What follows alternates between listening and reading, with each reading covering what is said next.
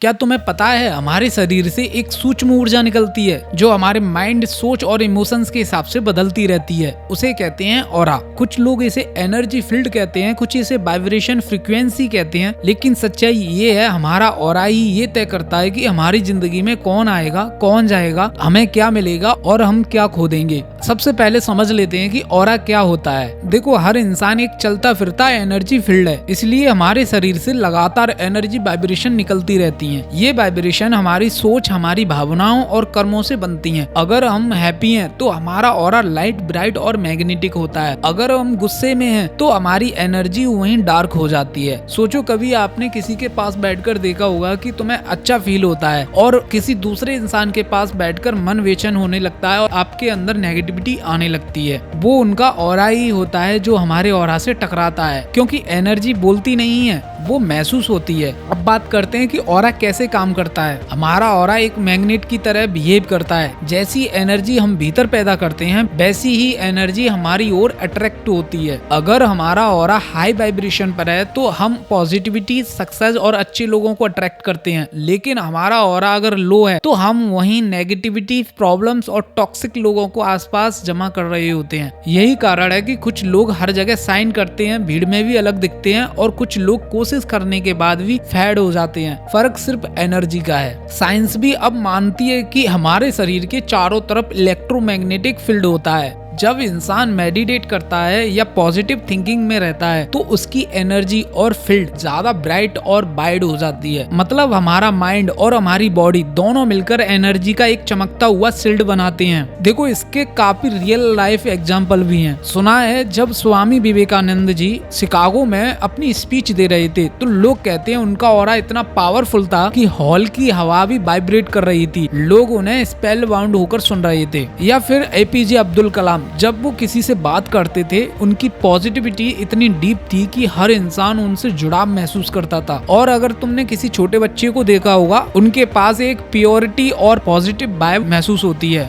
क्योंकि उनका aura clean होता है। उनके अंदर ईगो, जेलसी, हेट जैसी कोई चीज नहीं होती। अब सवाल ये आता है कि अपना ऑरा कैसे पावरफुल बनाएं। नंबर 1, पॉजिटिव सोच रखो। तुम्हारी हर सोच वाइब्रेशन बनाती है। नेगेटिव सोच, फियर या जेलसी ऑरा को कमजोर करती है। ग्रेटिट्यूड और पॉजिटिविटी उसे चमकाते हैं। इसलिए हमेशा अपनी पॉजिटिव सोच रखो। नंबर 2, मेडिटेशन करो। रोज 10 मिनट साइलेंस में बैठो, अपनी सांसों को ऑब्जर्व करो। जितना ज्यादा मन शांत होगा उतना ही ऑरा तुम्हारा क्लियर होगा। नंबर 3, नेचर से जुड़ो। हर सुबह सूरज की रोशनी में 10-5 मिनट बैठो, पेड़ों के बीच चलो, पानी पीते वक्त थैंक यू बोलो, क्योंकि नेचर सबसे प्योर एनर्जी देता है। नंबर 4, क्लीन एनर्जी रखो। अपने कमरे, कपड़ों और बॉडी को साफ रखो, लेकिन सबसे जरूरी अपने इमोशंस को भी साफ रखो। नंबर 5, अफर्मेशंस बोलो। हर सुबह उठकर अपने आप से बोलो, मेरा ऑरा पावरफुल है, मैं पॉजिटिविटी अट्रैक्ट करता हूँ और मेरी एनर्जी सबको अपलिफ्ट करती है। याद रखो, दुनिया तुम्हें तुम्हारे शब्दों से नहीं, तुम्हारी वाइब्रेशन से पड़ती है। तुम जो भी सोचते हो, महसूस करते हो, वो बाहर के एनवायरनमेंट में एक वेव बनकर फैल जाता है। इसलिए कुछ लोग बिना बोले भी सबका दिल जीत लेते हैं और कुछ बोलकर भी कनेक्ट नहीं कर पाते।